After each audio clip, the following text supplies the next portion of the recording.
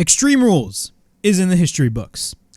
And the number one thing that everybody is talking about right now is the Eater of Worlds, a.k.a. The Fiend. Bray Wyatt is officially back in World Wrestling Entertainment. What's up, everybody? It is Flamin' Ricky DeRays right here with my Extreme Rules 2022 pay-per-view review. Overall thoughts on this show. I thought this show was a pretty good show. There was like maybe one or two matches that I was not really that keen of, or maybe one match I should say that I was not really that keen on.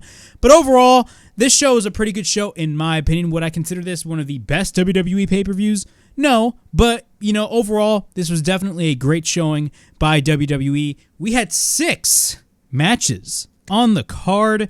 Most of the matches delivered. Of course, we had Imperium versus the Brawling Brutes. We had the Fight Pit match between Seth Rollins and Matt Riddle with Daniel Cormier as the special guest referee. We had Edge versus Finn Balor in the I Quit match, which was amazing, I might add. We had Liv Morgan versus Ronda Rousey, which was not really that good. It was a fine match, but realistically, it was probably the weakest match in the entire night. Bianca Belair defended her Raw Women's Championship against Bayley inside of a ladder match, or not inside of a ladder match, or in a ladder match, I should say, which is a pretty good match, but I will say this, the wrong woman won. And of course, we had the return of Bray Wyatt. So we got a lot of things to cover right here on this show. Also, I forgot to mention, we also had Drew McIntyre versus Karrion Kross. But really the main focus of this show was Bray Wyatt's return. And Bray Wyatt's return, I wouldn't necessarily say shocked the wrestling world, because we all knew maybe for those last few weeks, those last few weeks leading up to this pay-per-view, you already knew who the White Rabbit was. But the way that they executed everything was probably one of the most creative things that WWE has ever done. Honestly, the whole QR code, that whole aspect, it was absolutely a genius. And whoever came up with that, dude, those people deserve a raise, or that guy, whoever came up with it, definitely deserves a raise. But of course, the main story is Bray Wyatt is officially back in the WWE, and I will give you guys my thoughts right here on the Extreme Rules pay-per-view review. But before I get on with all this fucking craziness that went down at Extreme Rules, make sure to like and subscribe to the WrestleHavoc podcast right here on YouTube, in which we discuss everything in and outside of the squared circle. Make sure to like and subscribe for more content, and as the frickin' referee would say, ring, ring, ring that damn bell for more notifications. Also, the WrestleHavoc podcast is also available on audio platforms. It's available on Apple Podcasts, Spotify, Anchor, and Google Podcasts. So if you guys want to check out the WrestleHavoc podcast in audio format, it is available on all of those platforms. So, as I stated before, Extreme Rules is now in the history books. And again, what are my thoughts on it? I honestly thought it was a pretty good show. Of course, the main thing everybody is talking about is Bray Wyatt's return to the WWE. He's finally back in the WWE after being gone for almost over a year, little over a year, because he got released last fall, I believe it was, which was definitely a big bummer and a big shocker, to say the least, because, out of all people that, that would get released, like Bray Wyatt, I mean, like, of all people, like, dude, Bray Wyatt gets released, that's crazy. But Bray Wyatt is back, and I'll give you guys my thoughts on that later on, because honestly, man, the reaction that Bray Wyatt got when he came out was unlike anything I've ever seen. Now, granted, maybe it was, but honestly, his reaction was amazing. And not only that, people are still talking about it now. And there's going to be a lot of eyeballs going into Monday night for Raw. I'm telling you that right now. But we're going to be talking about the whole pay-per-view itself. I'll give you guys my in-depth thoughts on Bray Wyatt later on in this review. But in our first match of the evening, we had Imperium versus the Brawling Brutes. Yes, Imperium versus the Brawling Brutes kicked off the show. This was a match that I actually thought would actually close the show, but I was actually wrong. But overall, man, we only had 6 matches on this card, and this has been the common formula for WWE pay-per-views for the past couple of months. They focus more on quality over quantity, and that's great to see, because right now AEW, the length of their pay-per-views are ridiculously long. I understand, and I state this constantly. I stated this on my All Out review. I stated even this with my Double or Nothing review. When you're paying $50, of course you want to get everything, but at the same time, it's a little bit too much, because at this point, when you're watching the pay-per-view, you will eventually get burnt out.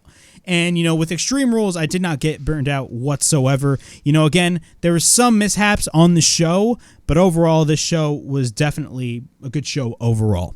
But, of course, Imperium and the Brawling Brutes kick off the show in a Donnybrook match, which is basically a fancy way to say it's a 3-on-3, craziness match, basically. But every match on this card had a stipulation. Of course, this match was the Donnybrook match. Ronda Rousey versus Liv Morgan was an Extreme Rules match. Bianca Belair and Bayley was a ladder match. Karrion, Kross, and Drew McIntyre was a strap match.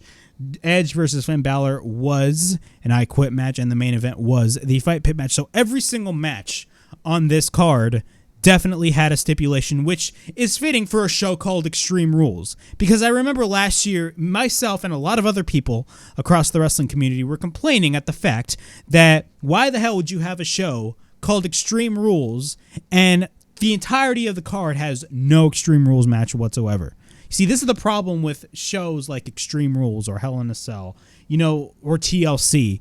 What's the point of having an Extreme Rules show if you're not going to have any Extreme Rules matches? So they definitely lived up to the hype of Extreme with this show. Not only that, they were in the birthplace of Extreme, of course, the birth of Extreme Championship Wrestling, ECW, in Philadelphia, Pennsylvania at the Wells Fargo Center. But enough of me talking about that. Let's talk about Imperium versus the Brawling Brutes in the Donnybrook match. Again, this was a great opening match overall. I definitely enjoyed this match for what it was. Of course, one night before, we had Sheamus versus Gunther 2, the rematch for the Intercontinental Championship in the season premiere of SmackDown, which was definitely a great match overall. Again, every time when Gunther and Sheamus get in the ring, these guys will deliver 110%. But I will say this, even though I absolutely loved the match, I'm going to be honest, the first match at Clash at the Castle was much better than their second match. Not to say that their second match was bad, because it was far from bad. In fact, it was amazing.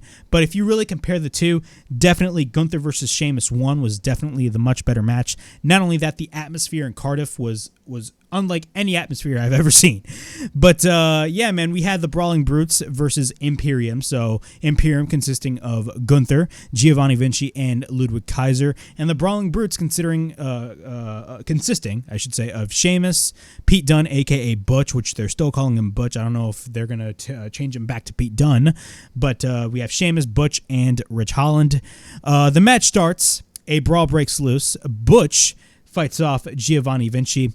Kaiser then works on Rich Holland. Sheamus and Gunther are fighting it out on the outside. We got a double team by Butch and Holland on Ludwig Kaiser. Holland then takes the shillelagh onto the throat of Ludwig Kaiser. Butch goes for the dropkick. At this point, Imperium is in control. Butch then gets taken to the outside. They beat down Sheamus on the outside. Kaiser and Vinci send Sheamus to the steel steps. Butch enters the fray, but Imperium gains the advantage. Butch gets taken to the barricade. We get repeated chops by Gunther on Sheamus when Vinci and Kaiser hold him off. Then Gunther boots the shit out of Butch like crazy. Then they plant him onto the wooden table on the outside. Then Holland and Butch are in the ring fighting Imperium. At this point, it's a 3-on-2 advantage. Imperium continues to be in control. We get an enziguri by Butch, but Vinci and Kaiser take him back down. Holland then grabs the legs of both Vinci and Kaiser, and then they plant him down to the mat with a double team. But then Gunther hits a boot. At this point, Rich Holland is on the apron, but then he is up on the shoulders of Giovanni Vinci. Then they hit the Imperial Bomb on the outside on Rich Holland, which looked absolutely painful, by the way. That was a nasty-ass spot. But at this point, Butch, in the ring, is surrounded by Imperium. He proceeds to fight off Imperium, but then they take him down. At this point, it's a 3-on-1 assault. Gunther then takes Butch to the top, but then he hits an overhand chop on Butch. After that, we get a double drop kick by Vinci and Kaiser on Butch. Butch then gets sent to the outside. They all stand tall, doing their signature pose. After that, Butch gets back in the ring, but then Kaiser and Vinci hold on to Butch. Gunther goes for the chop. Sheamus finally stands up after he was taken down earlier on in the match. We get a clothesline. He clotheslines Imperium on the outside, and he sends Kaiser and Vinci to the barricade. At this point, he stares at Gunther, who is in the ring. As soon as he stared at Gunther, the crowd in Philadelphia erupt. So after that, both fight it out, exchange shots just like what they did at the Clash and also what they did the previous night on SmackDown. We got a German suplex by Gunther. Sheamus goes for the clothesline. At this point, he hits a clothesline in the corner. He runs into a boot by Gunther, but then Sheamus slams Gunther to the mat. At this point, the crowd gets up on their feet. Sheamus then takes Gunther to the apron. He hits the 10 beats of the bowring. After that, Holland and Butch enter the fray and they beat down Gunther. Sheamus then picks up Gunther and then he hits the white noise.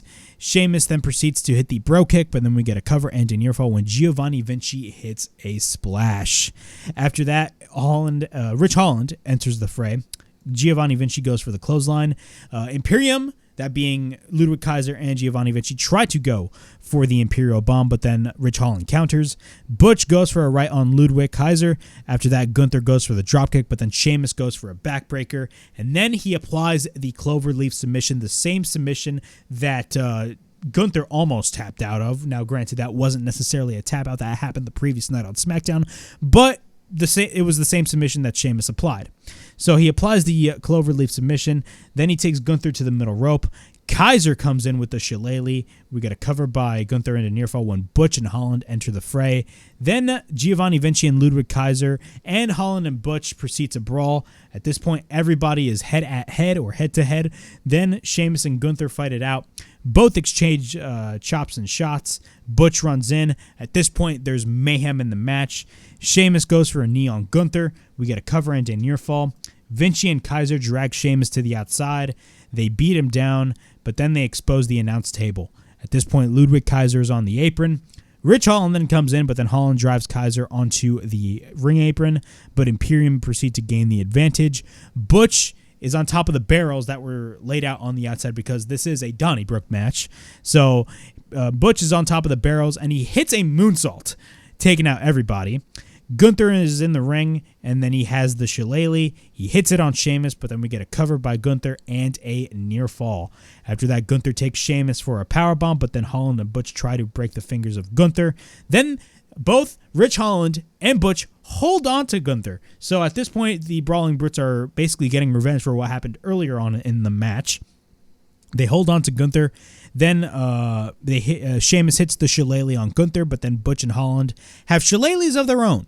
After that, they beat down Gunther and Vinci and Kaiser, but then Sheamus takes Gunther up on his shoulders. He hits the Celtic Cross on Gunther up on his through the announce table, I should say. So that was a crazy ass spot. After that, Holland and Butch hold on Vinci, and then Sheamus hits the bro kick. We get a cover. 1, 2, 3. The Brawling Brutes get the win in a fantastic opener for this pay-per-view. Again, you know, I've stated this constantly ever since my Clash review.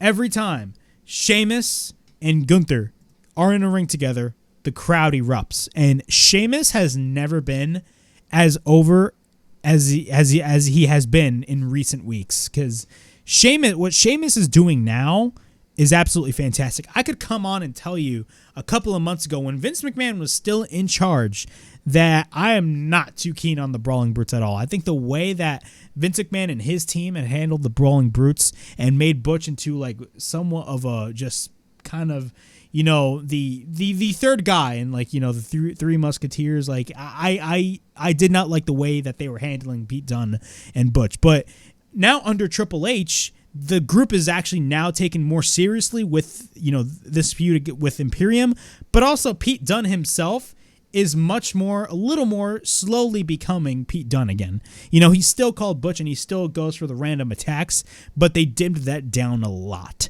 But again, man, this match was everything that it needed to be, and also the right man got the pin. You know, Giovanni Vinci, I believe, was the one that got the pin in this match. Walter did not get pinned, which made total sense because of the fact that they're trying to establish Gunther as this unstoppable man. Even though he technically lost this match, he was not the one that got the pin. So it made total sense for Walter not to get the pin.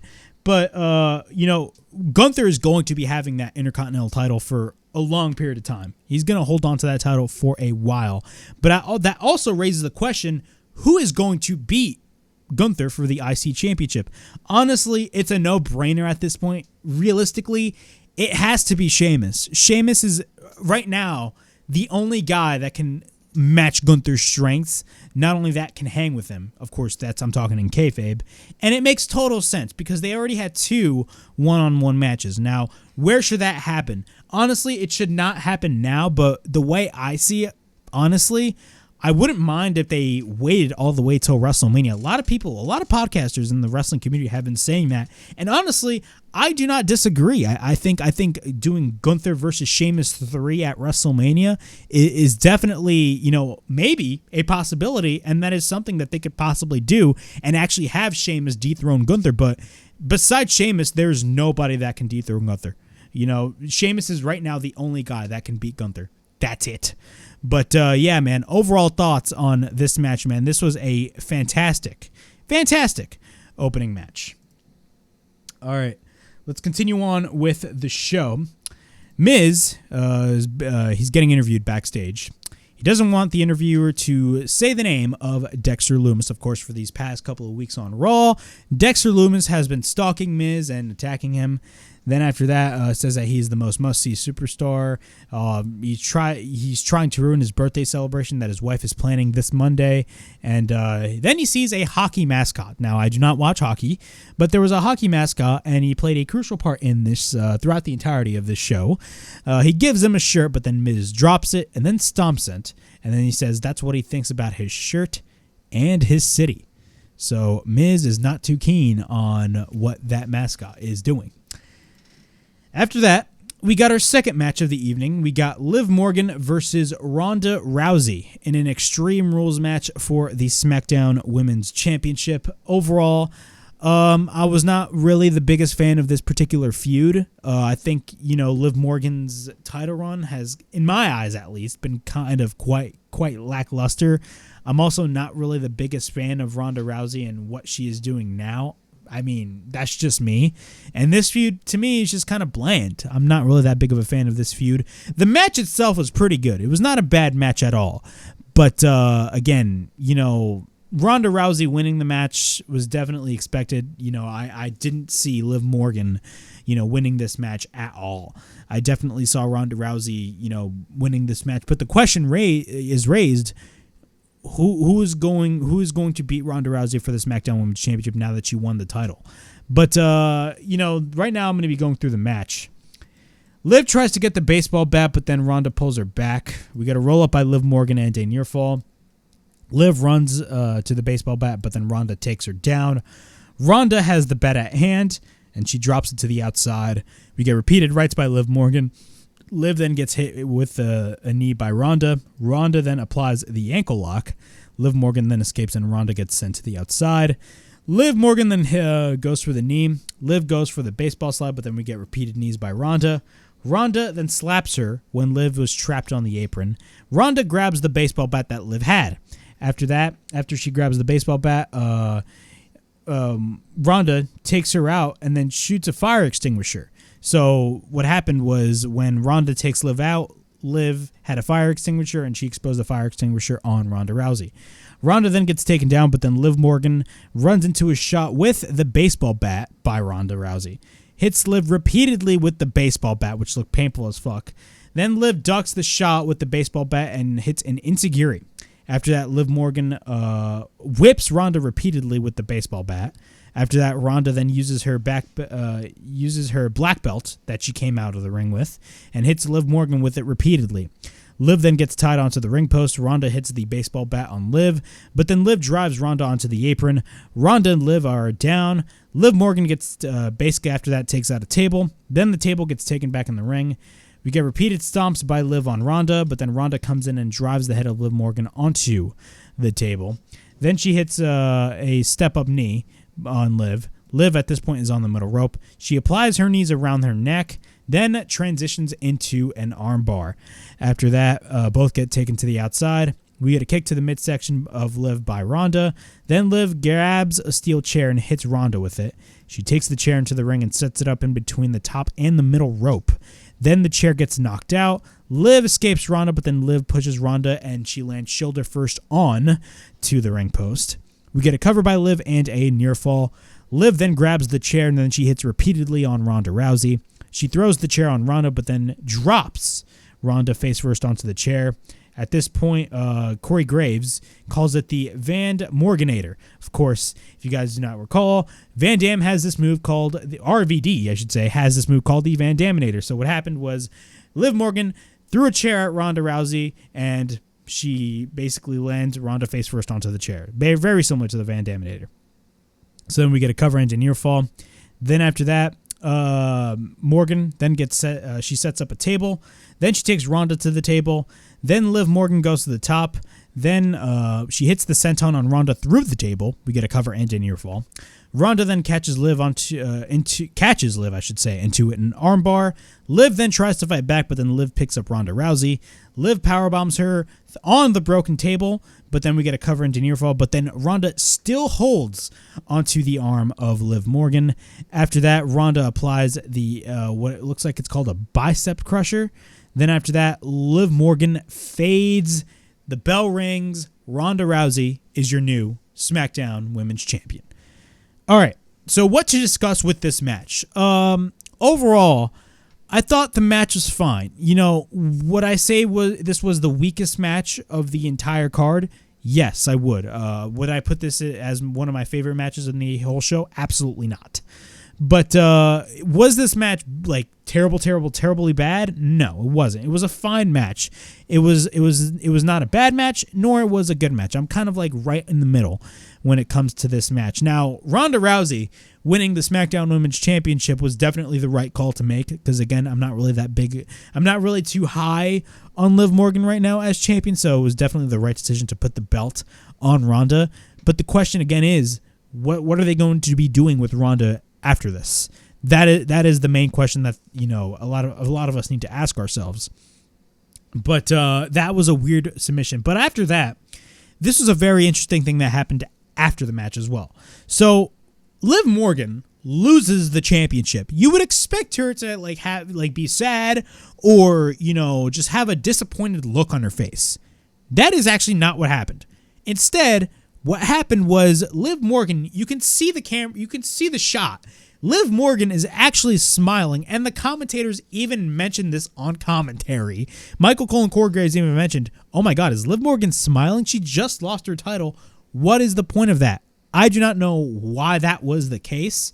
We're going to have to wait and see. But after this pay-per-view, Liv Morgan blacked out her Twitter. Her profile photo and her banner photo is all blacked out. Same thing as Seth Rollins.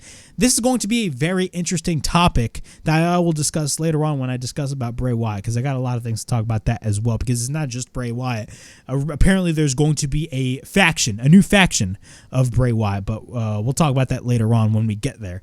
But yeah, man, Liv Morgan is no longer the champion. Ronda Rousey is the new SmackDown Women's Champion. Again, not a bad match, not a good match either. I'm quite on the middle of it, but it was a fine match. Definitely, though, this was the weakest match of the entire card. All right. In our third match of the evening, we got Drew McIntyre versus Karrion Kross in a strap match. Now, I don't understand this, but a lot of people did not like this feud. Do not like this feud. I don't know why. I've actually gotten a kick out of this feud. I've been enjoying this feud. I like Karrion Kross. He's fantastic. Drew McIntyre is fantastic as well. I don't know why people are panning on this feud. I actually really enjoy this feud for what it is. But, you know, was this an amazing match? No, it wasn't. Did Karrion Kross get the win? Yes. And was that the right decision? Yeah, it was definitely the right decision to make. But was this, you know, on par with, you know, one of the best matches of the entire show? No, not. It's one of those matches that I would rank probably at like maybe number 4 of like the best matches of the entire card, or maybe number 3. I don't know. But overall, it wasn't a bad match. The match did what it needed to do. Of course, Karrion Kross got the win with the help of Scarlett, but at the end of the day, Karrion Kross is a heel, so it really doesn't matter. WWE is trying to build up Karrion Kross for the main event scene, so it makes total sense why Karrion Kross got the win. But, yeah, man, the match starts. Kross refuses to put the strap on his arm. Scarlett, so what happens is, you know, Drew McIntyre already has the strap on because this is a strap match, and then Karrion Kross refuses to put it on. And what happens is Scarlett, on the outside of the ring, pulls the strap, which Drew McIntyre is connected to, and pulls Drew McIntyre on the outside, which leads to Kross to gain the advantage. But the bell did not ring yet because Kross did not put the strap on. So Kross attacks Drew before the match starts. Both are fighting on the outside. Drew proceeds to fight back, but then Drew gets sent to the ring post. Drew and Kross then fight in the crowd. Kross then takes Drew back into the ringside area. Kross tries to hit a suplex on Drew onto the steel steps, but then Drew fires back and hits a suplex of his own. At this point, Drew is in control. He sends him to the announce table head first, and then he sends Kross to the steps, then the ring post, and then he manages to pick up Karrion Kross. He drives Kross onto the apron, then crosses in the ring. Drew then goes back in. Drew then puts the strap onto the arm of Kross, and at this point, the bell rings. So the bell rings, the match officially begins. Drew McIntyre hits the strap on Kross repeatedly. Then after that, Scarlett blocks Drew, which leads to Kross to pull the strap, driving Drew to the ring post. After that, he drives him again twice onto the ring post. After that, both men are in the ring. Kross goes for the DDT onto the bad shoulder of Drew, in which he was selling. Drew then tries to fight back with a couple of chops, but then Kross tries to apply the cross jacket. Then after that, Drew escapes. Then Kross hits Drew with using the strap, and he takes Drew to the outside, and he hits a right on Drew. Then Kross drives Drew face first onto the announce table, but then Kross wraps Drew onto the ring post using the strap that he's connected to. So after that, he wraps Drew around the ring post. Then after that, he hits him with the strap repeatedly, which looked absolutely painful to watch. Man, the amount of punishment that Drew McIntyre was taking during this match is in-fucking-sane. So he hits him with the strap repeatedly. Kross then goes back into the ring. He pulls the strap, and Drew goes back into the ring. And then he hits a Saito suplex on McIntyre. We get a cover by Kross and a near fall. Kross then continues to punish Drew with the strap back inside the ring. After that, Drew gets back up on his feet, but then Drew no-sells the last shot he took. Drew then goes for a series of clotheslines. Then he hits the belly-to-belly throw. After that, Drew manages to hit the backbreaker, and then Drew gets up on his feet. Kross then takes Drew into the corner, but then he manages to pick up Drew, but then Drew escapes. Drew goes for the spine buster, but then Drew actually transitions into the jackknife pin. After that, we get a near fall. Kross goes for the right hand, and then at this point, both exchange shots. Drew then hits Kross with the strap on his shoulder, and then Kross fires back. Drew hits the strap onto the neck of Kross, but then both exchange shots with the strap. Drew then goes for repeated shots, but then Drew hits the Future Shock DDT. After that, Drew gets back up on his feet. He sets up the Claymore kick, but then Scarlett blocks Drew. And then after that, Scarlett, what it looked like it was, she sprays pepper spray onto the eyes of Drew McIntyre. Now, I honestly don't think it's actual pepper spray. I believe that's just, normal water that they're selling as actual pepper spray, but that is just me. Of course, those are heel tactics by Scarlett. Drew cannot see, of course, because it's pepper spray. And then after that, Kross hits the cross hammer. We get a cover, and Kross beats Drew McIntyre in the strap match.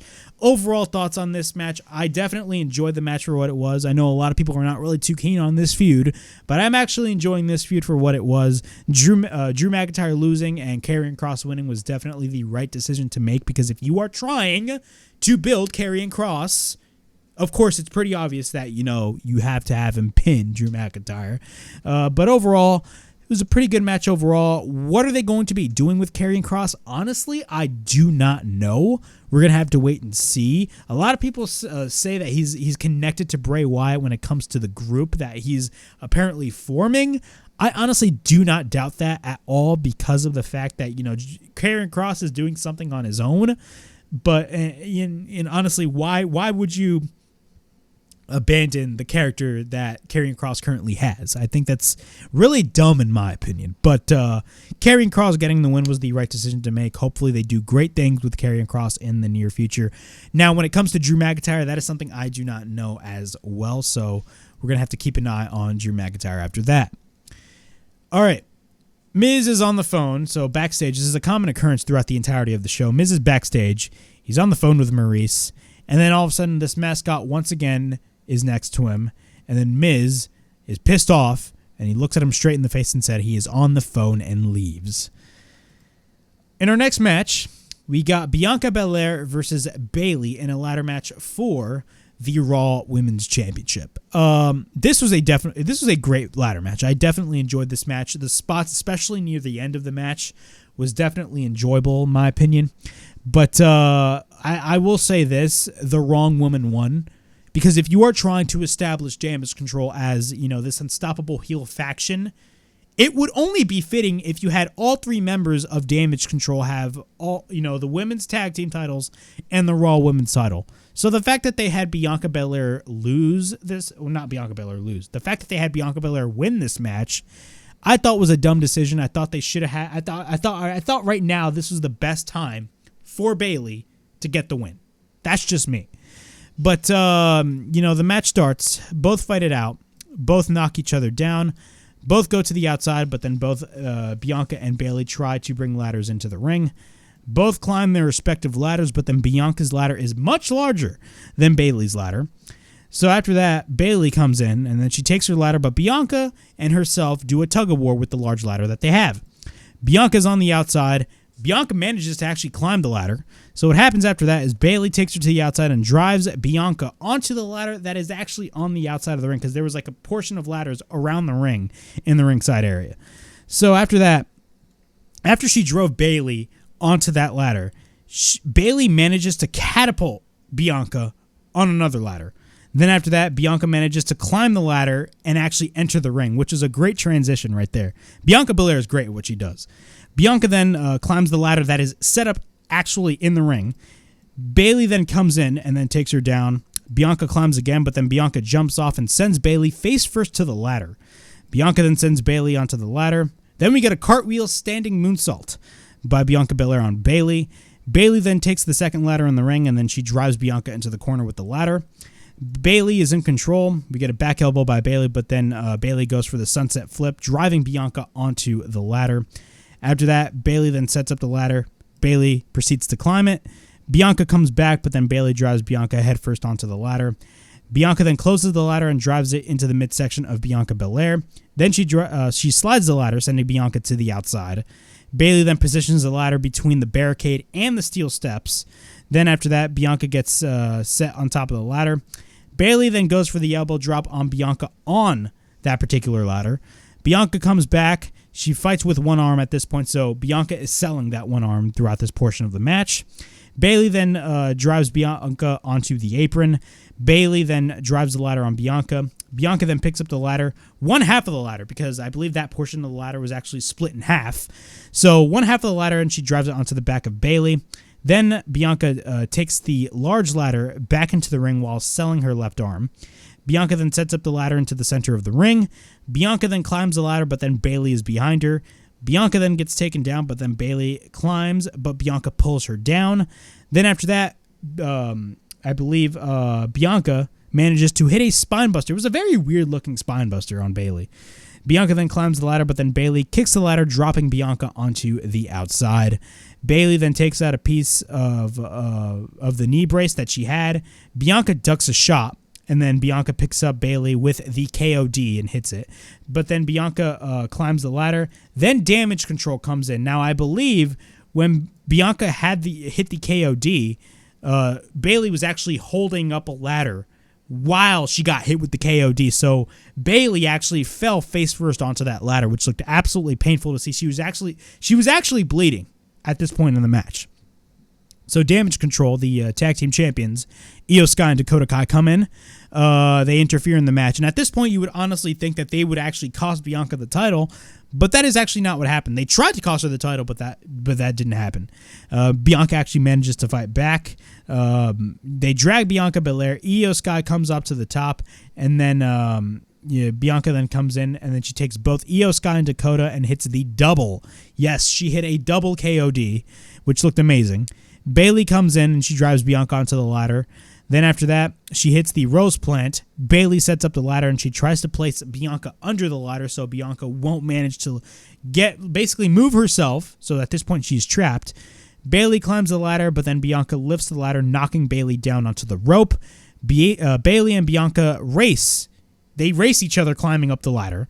Both are on the top. Bayley has Bianca's braid. And what happens is she pulls Bianca headfirst onto the ladder, knocking her down.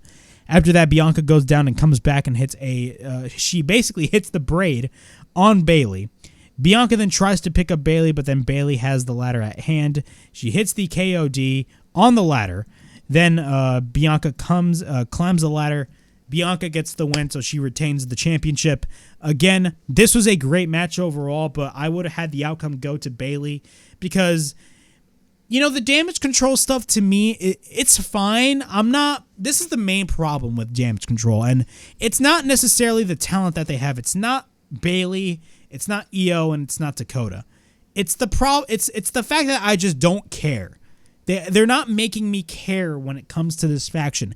Make me care, but they're not. They're not making me care at all. I understand they're trying to push this faction, but the best way to honestly push this faction was to put the fucking belt on Bayley, and they didn't do that.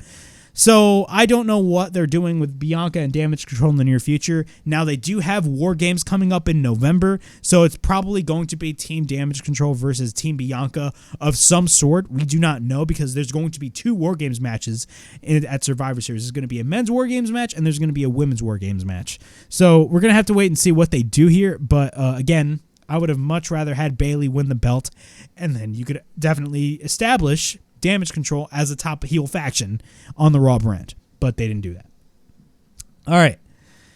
So we got by far the best match, and yes, I said the best match of the entire night. Now, before this match happened, by far the best match was the opening match with the Brawling Brutes and Imperium, but Edge and Finn Balor definitely took its place as the best match on the entire pay-per-view. Edge, if there's one word that I can describe Edge versus Finn Balor, is story. The amount of storytelling that they told in this match was amazing. And this is the beauty of an I Quit match, because when it comes to I Quit matches, you can definitely tell a great story. And that is what they did here. I heard on Twitter that you had a lot of people complaining about the length of the match. And to be quite honest with you, when it comes to matches like this, I could care less about the length of the match, because the main focus of the match is its story, and if the story hooks you in, it doesn't fucking matter about the length. That's just my opinion. This is the same discussion that we had earlier this year at AEW's Revolution pay-per-view with MJF and CM Punk in the dog collar match. The dog collar match between Punk and MJF was probably one of the best matches of the entire year because of the amount of storytelling that was in the match.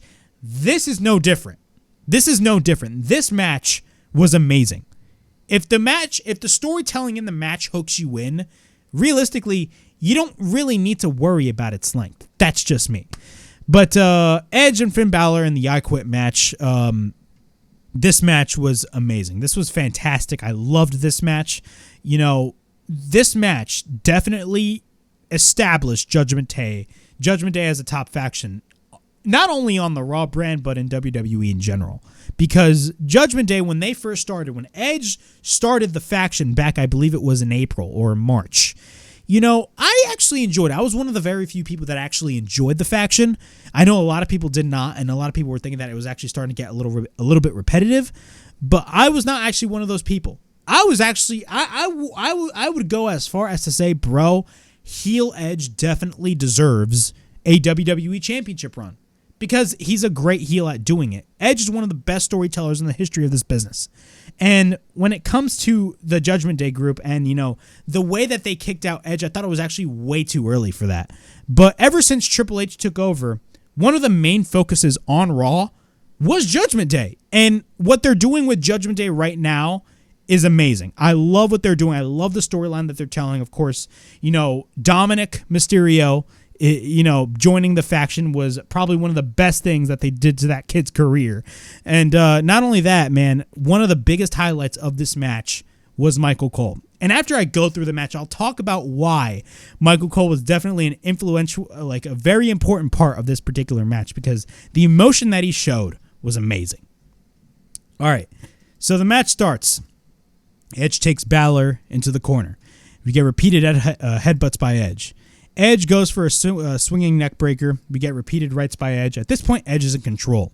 He drives Balor into the corner.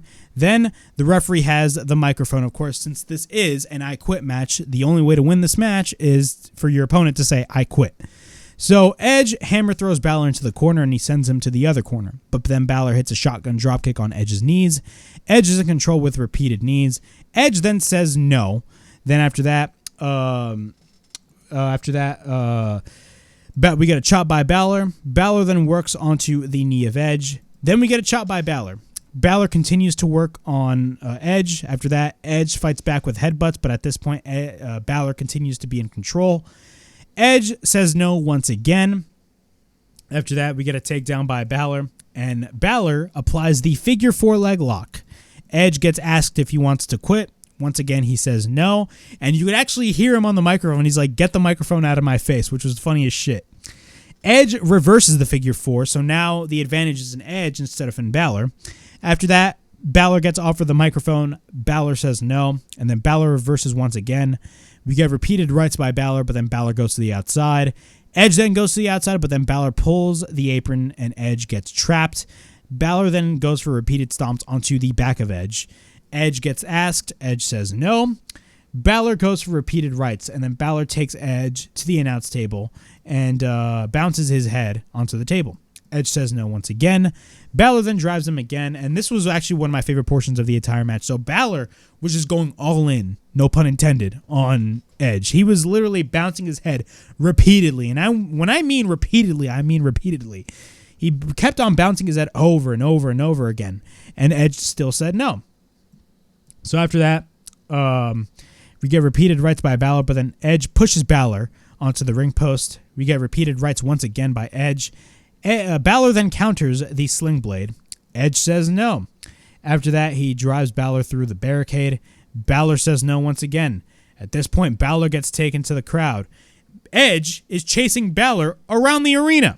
So after that, they both fight it out in the crowd. We get repeated rights by Edge once again.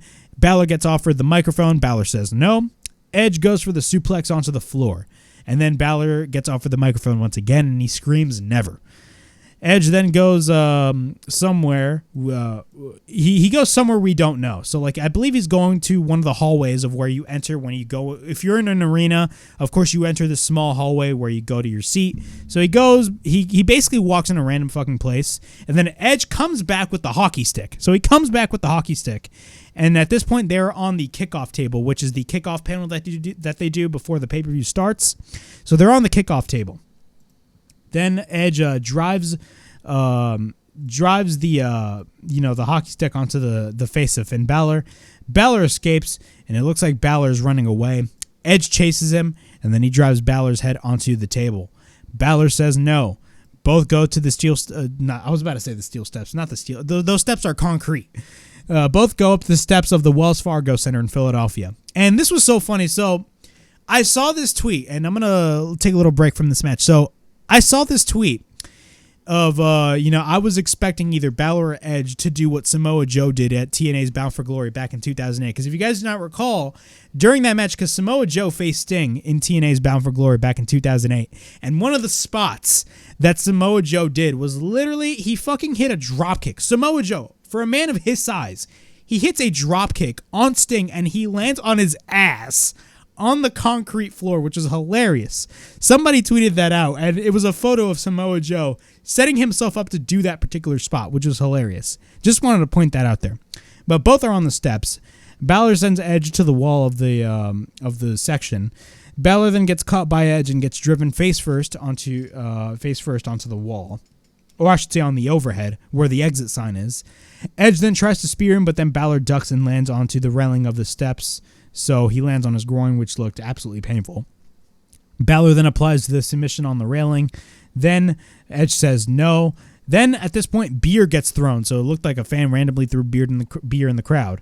Balor's in control. He drives the chair onto the midsection of Edge. Edge then gets taken to the ringside area. We get a kick by Balor. Balor then takes out a chair. He hits it on Edge. Edge then goes back into the ring. Then after that, Balor then drives the chair onto the back of Edge. And then Edge gets the microphone and he says, "Screw you, Finn." Then after that, Edge hits the chair, or I should not say Edge. Balor hits the chair repeatedly on Edge, and then Edge says he doesn't quit. We got a chop by Balor, but then Balor places the chair into the corner. Then Edge tries to fight back. Balor goes for the Russian leg sweeps, then applies a submission. Edge gets offered the microphone once again. He says no. Balor then transitions into a crossface submission, but then Balor continues to punish Edge. Edge says no once again. Then Edge reverses and drives Balor onto the chair. And then Edge with the chair, he hits a chair shot on Balor on his knee. After that, he drives the chair onto his knee.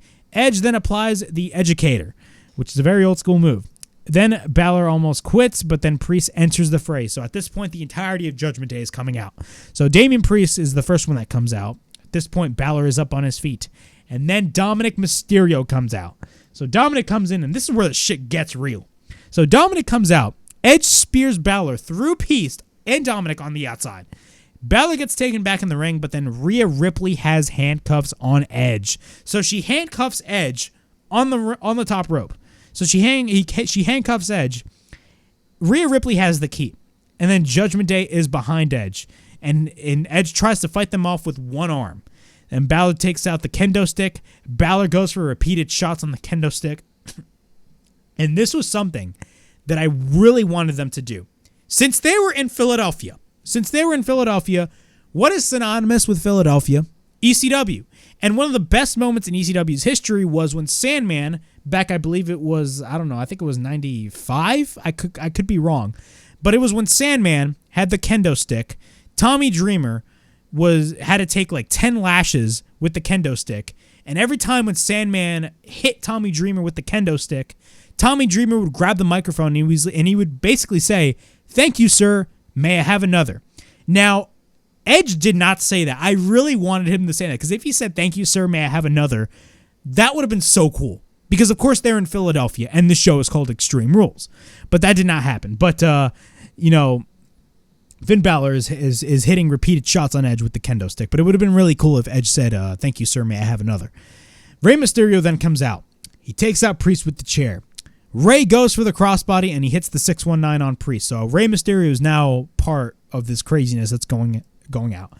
But then Dominic, his own son, comes in. He takes out his own father, and then he drives Rey onto the barricade, and he kicks in the head of Rey. So he basically pulls a Bryan Danielson. He kicks his fucking head in. He pulls a Bryan Danielson, and he kicks the head in of Rey, and the emotion that Michael Cole on commentary showed was amazing. That was probably one of the best work Michael Cole has ever done. Michael Cole went as far as to say, "Bro, somebody should slap the taste out of that kid." And then Corey Graves replied, "Nah, he's a grown-ass adult now," which was hilarious. But that was great storytelling right there. So after that, Balor continues with the kendo stick, repeated shots. And then Edge's wife comes out. Beth Phoenix comes out. And she hits the kendo stick. She has a kendo stick on Balor and Damian Priest. She hits it on Balor and Priest, and from behind is Rhea Ripley. And then, after that, both fight it out. We get a spear. Yes, Beth Phoenix hits a spear on Rhea Ripley. Beth finally has the key. She puts the key on the handcuffs and frees Edge. So she frees Edge. Edge manages to spear Priest. Dominic is in the ring. Dominic is acting like an asshole and a bitch, and he offers a handshake saying, "Look, I'm sorry about what happened. Can we just shake hands? Can we be buddies again?" And what happens? Edge gets revenge for what Dominic did at Clash. So he shakes the hand of Dominic, but then low blows him and then shoves him, which is hilarious. We get a sling blade by Balor, but then Edge spears Balor. And then he hits another spear. Then he hits a third spear. And he offers Beth to get the chair, and it looked like Edge was going to hit the concerto. Edge applies the submission, but then Rhea takes out Beth with the brass knucks. After that, Priest goes for the South of Heaven chokeslam. Balor goes for the coup de grace, and then he goes for another coup de grace off the top, and then he goes for the third. And after that, Balor says that this is his last chance. He grabs the microphone and tells Edge, "This is his last chance. Say it." And then Edge on the microphone replies, "Go to hell." After that, Rhea takes Edge's own wife, Beth. And then Priest goes with the right. Judgment Day hold on to Edge. And Rhea grabs two chairs. And she sets one chair, of course, on the bottom of the head of Beth Phoenix. And, of course, Rhea Ripley has the other chair in both of her hands. What happens after this? She's about to hit the concerto on Beth Phoenix. And Balor says, as all three, Dominic, Priest, and Balor, hold on to Edge. Balor grabs the microphone and he's like, this is your last chance. Say it. And Rhea was this close to hitting the concerto on Beth Phoenix, which would lead to Edge to say, I quit. And what happens after that, after Edge quit the match, so Edge lost the match to save his own wife. What happens after that? Rhea Ripley does not give a shit. She still hits the concerto on Beth Phoenix, and Judgment Day stand tall. If that is not pure pro wrestling storytelling gold, I do not know what the fuck is. This was everything that it needed to be. This was booked to absolute perfection. This was probably, I don't give a shit what anybody says. This could be definitely be up there as one of the best matches of the entire year. You know, Briscoes and FTR, those are probably the match of the year. Let's be honest with ourselves. But when it comes to pure storytelling, this match could easily be 5 stars. Seriously, this match was amazing. I don't give a shit if anybody's complaining that this match went too long or this match, it just went too long. Like, I could care less, to be quite honest with you. This match was freaking amazing. It was probably like the best thing that WWE could do. This match was definitely the match of the night. It was the match of the night. And this solidifies right now Judgment Day to be a top faction in WWE. Of course, like maybe second to the Bloodline, because we all know the Bloodline is the top faction in WWE right now. Roman Reigns is like at the top of his game. But Judgment Day, if you were to tell me, months ago that, Judgment Day would be this sadistic, I'd be like, nah, I could care less about Judgment Day. Now I'm like, dude, Judgment Day, like, I could tell you right now that, you could put the belt on Finn Balor, which they're not going to do, but they're definitely going to be looking strong. And honestly, man, Judgment Day right now is at the top of their game. These guys are amazing. The story that they told here was amazing. And where is this leading to? I have no idea. But at the end of the day, that is what WWE wants me to feel, because they want me to tune in on Monday to see what the fuck is going to happen. That is what I like. And you know what? I'm fucking down with it. This match was the best match of the entire night. Much better than Brawling Brutes and Imperium. That match was amazing, but like, dude, no question, this match was probably the best match of the whole night. Amazing match. Michael Cole gave you the emotion, and he gave you the perception that, they want the viewer to like feel the emotion that Michael Cole was feeling. And I'm going to be honest with you. When that finish happened, and that is the beauty of an I Quit match, because shit like this can go on all the time. I definitely felt the chills when I was watching this match. This match was amazing. Fucking amazing. And this is a match worth watching back. Definitely. So, how many stars I would give this match? I'd give this match 5 fucking stars. 5 fucking stars. This match was great. All right. So, after that amazingness, that was Edge versus Finn Balor, we go back to The Miz. The Miz is backstage. So, The Miz is backstage. He goes into Triple H's office. The mascot enters once again, and he gives him the shirt. And Miz beats down the mascot. And what happens? Dexter Lumis is behind him. He chokes out Miz. And then Dexter Lumis picks up the mascot, and the mascot just stomps Miz, and both Dexter Lumis and the mascot leave. So that's pretty entertaining. I know a lot of people are not very too keen on, everybody loves Dexter Lumis and they love his stalker character, but a lot of people do not like, where they don't like this whole thing because they do not know where this is leading to. I don't know where this is leading to either, but at the end of the day, it's entertaining, to say the least. All right, we got our main event. We got Seth Rollins versus Matt Riddle in the Fight Pit match, which is a concept from NXT. So, the special guest referee is UFC Hall of Famer DC Daniel Cormier. What are my thoughts on Daniel Cormier being the special referee? I didn't mind it because I knew how big of a fan Daniel Cormier is of pro wrestling in general.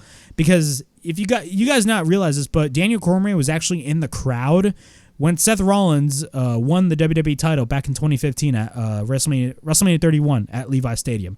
And he marked the fuck out for Seth Rollins. But what are my thoughts on Daniel Cormier? I like the fact that they added a UFC fighter or a Hall of Famer as like the special referee. Personally, I would have much rather had Ken Shamrock be the one to do it. But I don't know what what WWE. I don't know why they didn't pick Ken Shamrock. I heard there were some issues there. Don't quote me on this, but I would have much rather preferred Ken Shamrock because it would have been much more fun. But DC as the referee, I didn't mind it. I think one of my biggest problems when DC was the ref was every time when he would do the count, because the rules of a fight pit match are very different from a normal match or a normal steel cage match. It's this giant cage with a platform on the top, and there's no ropes on the ring, and it's basically a brawl. The name basically speaks for itself. It's a fight pit, and the only way to win is by count out or submission. And every time when Daniel Cormier was doing the counts, every time he was making the counts, he sounded very like, I'm trying to think of the right word to use. He just felt that, like, I hate using this word because he's such a big wrestling fan, so I don't want to disrespect him like that. But like, he sounded very casual, like he's a 1, 2. Like he sounded very quiet when he was doing those counts. I'm gonna be honest with you, but he wasn't bad. But I would have much rather had Ken Shamrock do it. But yeah, man, the fight pit match was a great match. Riddle got the win, of course, because of course the story that they were telling was Seth Rollins won and beat Riddle at Clash at the Castle because Seth Rollins used Riddle's emotions against him, and that's how Riddle lost. So overall thoughts on this match? This match was everything that it was supposed to be. It was a fucking fight. That it's called the fight pit. There was a fight. That's the whole point of the match. But it was a great match overall. It closed the show. But it's safe to say that nobody will be talking about this match after what happened at the end of the show, which of course is Bray Wyatt's ultimate return to World Wrestling Entertainment. So the match starts. We get a couple of strikes by Riddle. We get a takedown by Matt Riddle. Riddle goes for a kick. Then Riddle uses the cage and hits a kick. We get repeated rights by Balor. Then DC pushes him back, but then Rollins comes back. Rollins applies a triangle. Rollins goes for the German suplex, but then Rollins lands on his feet. But then Riddle applies a triangle of his own. Then after that, Riddle gets sent onto the cage. Rollins then drives his knee on Riddle, but then he hits a right hand. Or I should say Rollins hits a right hand. He sends Riddle onto the cage, but then Riddle gets sent onto the steel. He gets driven. I believe his face got driven onto that steel.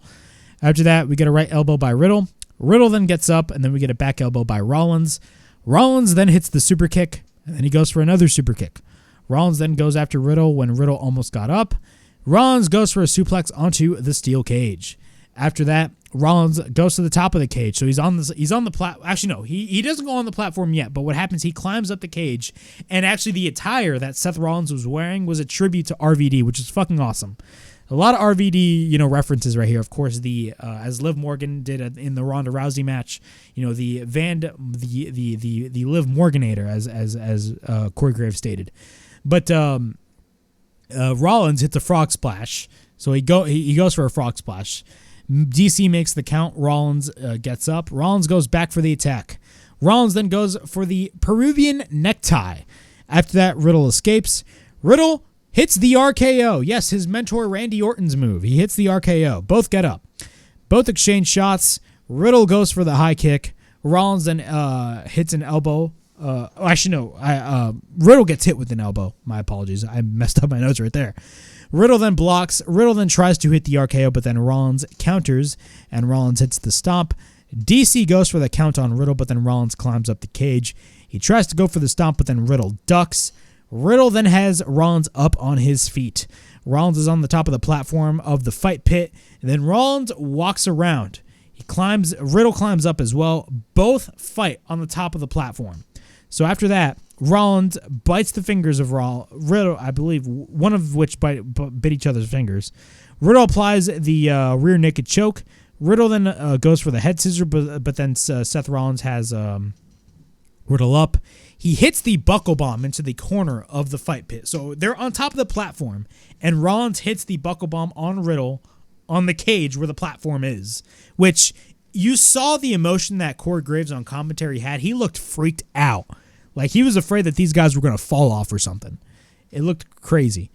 But after that, after the buckle bomb spot, Rollins tries to throw Riddle, but then Riddle saves himself.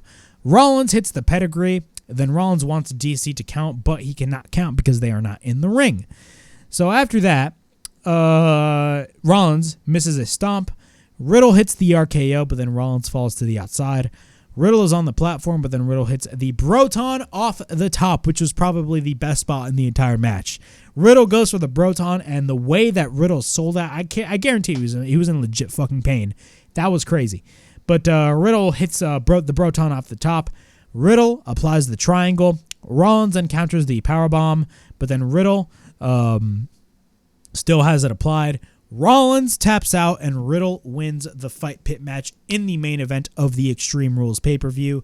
Again, this was a great match. It did its job, and the right man won. Riddle got the win because I don't see at all Riddle losing to Rollins again. I just don't. But Riddle got the win. Daniel Cormier, again, I was not really the biggest fan of his officiating in the match, but it is what it is. They got the best out of Daniel Cormier. And then Daniel Cormier was fine. Riddle got the win, and after that, now this is where the good stuff kicks in, and this is what you guys all been wanting me to talk about, and that is Bray Wyatt. So Daniel Cormier, Seth Rollins leaves, right? Daniel Cormier and Riddle leave. Of course, Daniel Cormier raises the arm of Riddle on the stage, and they show the little trademark screen bug that they do at the end of every WWE show or pay-per-view. So they show the little screen bug on the side of the screen. And it looked like the show was over. Honestly, it looked like the show was over, and you were about to be in crazy-ass disappointment because, of course, everybody wanted to watch this pay-per-view because they wanted to find out who the White Rabbit is. If you guys don't know, which you guys should know, throughout the past couple of weeks, WWE have these hidden QR codes. Like in a random backstage segment, there'd be a QR code in the wall. Nobody would mention it. Nobody on commentary would mention it. They had the fans figure out for themselves. You would scan that QR code, and they would give you a clue. They would show you this White Rabbit, and they would show you these like random clips that you don't even know. And then it would either say "Feed your head" or "Who killed the world? You did." And also, during, before the shows or maybe during intermission, or during commercial breaks, I should say, not intermission, commercial breaks on the show. If you were actually live in the arena, they would dim the lights. These past couple of weeks, they would dim the lights and they would play White Rabbit by Jefferson Airplane. So there was a lot of hints referring to who the White Rabbit was. But these last couple of weeks, we already knew who it was going to be because actually, we found out who officially it was going to be due to what happened on SmackDown. And what happened on SmackDown was they aired a video package during commercial break on SmackDown saying that you will find out who the White Rabbit is tomorrow night. But also at the same time, they had a QR code. When Triple H opened the show on SmackDown on Friday, there was a QR code on his fucking microphone. And when you scan that QR code on your phone, it shows the same things that you saw these last couple of weeks, but you heard this voice say, "Let me in, let me in, let me in."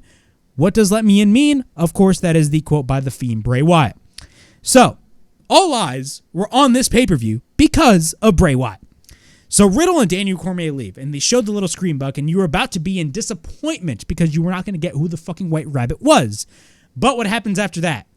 The lights go out, and the screen bug goes away. So they tricked you. They actually got that from NXT because if you do not recall, what started the whole Johnny Gargano and Tommaso Ciampa feud in NXT back in 2017, 2018, what happened was after a match that DIY had, there was a screen bug at the end where both DIY were on the stage. But then what happened is Tommaso Ciampa, of course, just sent Johnny Gargano onto the steel board, and, he beat the shit out of him. This was something very similar, but instead of a beatdown, it was a reveal. So what happens? The lights go out, and they show all of the different members of the Firefly Funhouse in each different portion of the arena. And when I tell you that this whole thing was, really, good, I mean it, man. Like, this thing was top tier. The production level was top tier. And so they show all these different members of the Firefly Funhouse. So they show the Ramblin' Rabbit, Abby the Witch, Mercy the Buzzard, Huskus the Pig, and of course they show the Fiend Bray Wyatt. So it looks like the Fiend is not going to be Bray Wyatt anymore. It's actually going to be somebody else. So any section of the arena, they show these people one by one by one. They would show like a messed up Fiend mask on Michael Cole and Corey Graves' commentary desk. And what happens? They show the Firefly Funhouse like in a little pre-taped vignette, and it shows it's all messed up, and they show this little TV, and this little TV shows, you know, this person with this weird looking mask, and you already know who it fucking was. And they show this door in the stage, and the door opens.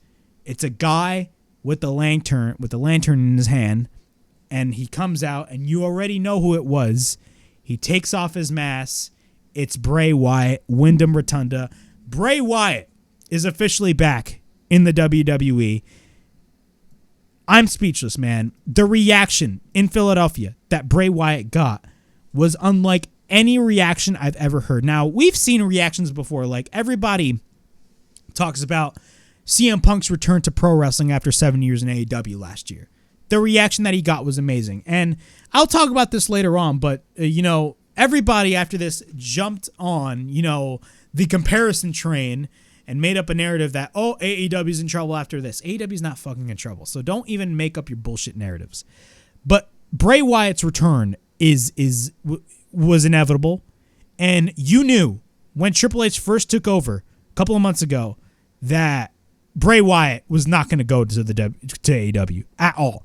He was not going to go to AEW. Now, do I think he would have been a great fit in AEW? Yeah, pretty much. But I don't think, when it comes to his creativity, I think that under Triple H, if you compare the, Bray Wyatt's creativity with like Tony Khan or Triple H, I honestly believe that Triple H would much understand more the creativity of Bray Wyatt. That's just me. But, he would have been fine in AEW, but I feel like his impact would be much greater felt in the WWE. So him returning to the WWE is definitely, a big positive. But Bray Wyatt is back, man. And again, the reaction he got was amazing. And everybody was creating these narratives, comparing this and the CM Punk return. Look, CM Punk's return was historic. The reason why it was historic because Punk left wrestling and he didn't wrestle for 7 years, and people in arenas still chanted his name. So that's the impact that CM Punk had. Not only that, AEW sold out The Last Dance, or The First Dance, off of a fucking rumor. Now, you knew that they were going to bring back CM Punk, but they didn't officially announce it.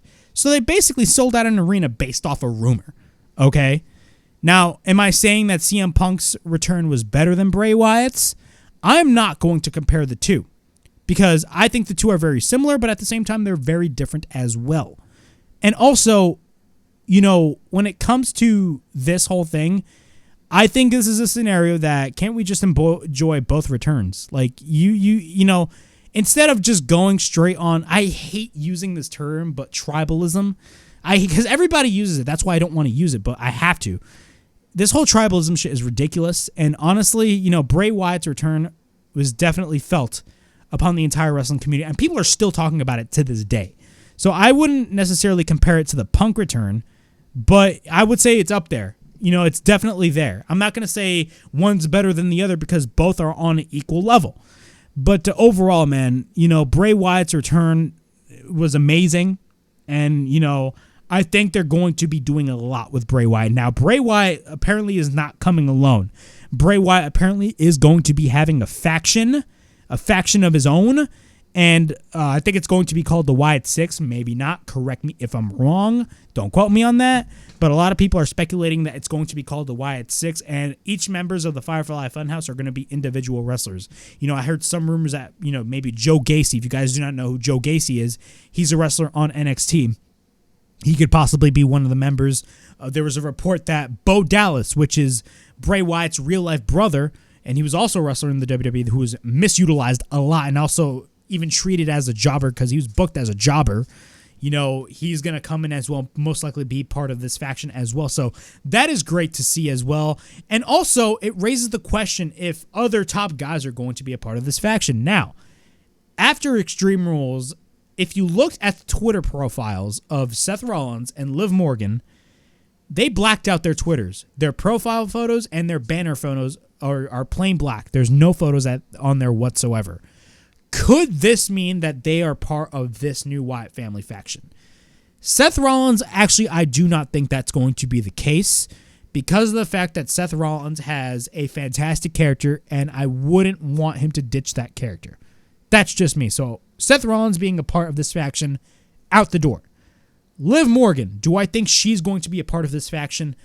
Honestly, I don't know. Honestly, I really don't know, but we're going to have to wait and see. But I genuinely think Joe Gacy will be a part of the faction. Bo Dallas, if the rumors are true and the reports are what they're stating in the reports on Fightful are true, that Bo Dallas is coming back, he's definitely going to be a part of this whole faction. So, yeah. Bray Wyatt is back, and you know what? It raised a lot of eyebrows, and people are going to be watching tomorrow night on Raw. Just everybody is. But Bray Wyatt is officially back, and you know what? You love to fucking see it. You love to fucking see it. But yeah, that was my WWE Extreme Rules 2022 review. Overall thoughts on the show. Great show overall. Only 6 matches on the card, and that's what I've been loving about the WWE pay-per-views these past couple months, is that they focus more on quality over quantity. Less is more. You know, the Vince McMahon mentality was more is good, but realistically, if you think about it, it's not good, and that was, in a way, a formula that AEW is actually currently adopting with their pay-per-views, which I do not like, by the way. I think their pay-per-views are way too fucking long. Not to say that they're bad, because their pay-per-views are fucking amazing, but their pay-per-views are just way too long. And I'm going to be attending Full Gear. I already got my ticket for Full Gear this November. Like, dude, hopefully that show is not that long. But again, one of the highlights of a WWE pay-per-view is that they're not that long and they focus more on quality over quantity. The Ronda Rousey Liv Morgan match was not really my match. Seth Rollins and Matt Riddle was a great match. Edge and Finn Balor was amazing. And, of course, the return of Bray Wyatt. So, yeah, that was my Extreme Rules review. Please like, subscribe, comment down below. Push that bell for notifications to be on the lookout for more videos right here on the WrestleHavoc podcast. And if you guys want to check out more of the WrestleHavoc podcast and listen in audio format, it is available on Apple Podcasts, Spotify, Anchor, and Google Podcasts. So if you guys want to listen in audio platforms, it's available on all those listed platforms. Link will be in the description below. But as always, it is Flamin' Ricky DeRays, signing out.